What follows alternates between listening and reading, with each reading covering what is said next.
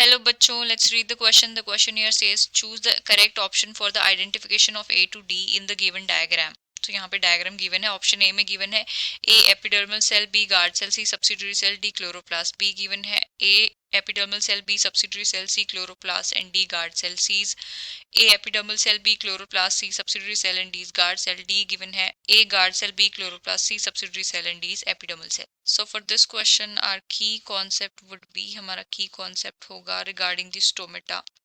So stomata क्या है? So stomata are the tiny openings present in the epidermis of leaf and young green stem, and ये किसके लिए responsible होते हैं? Responsible for gaseous exchange.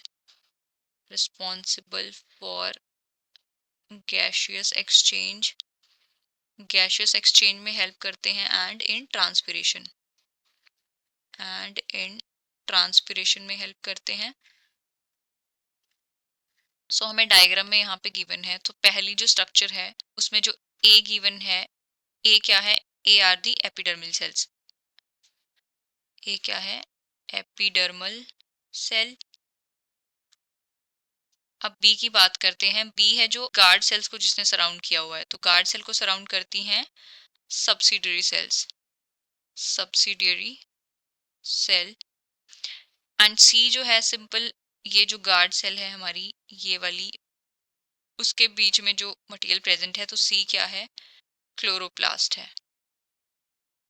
C is chloroplast, since guard cell के अंदर chloroplast present होता है. एंड डी जो हमारी क्या है? जो बीन शेप्ड सेल्स हैं, ये क्या गिवन है यहाँ पे डम्बल शेप एंड यहाँ पे बीन शेप. ये क्या है? डी इज गार्ड सेल्स,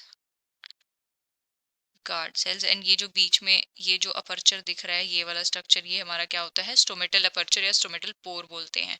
तो ये हमारी A B C and D structure है.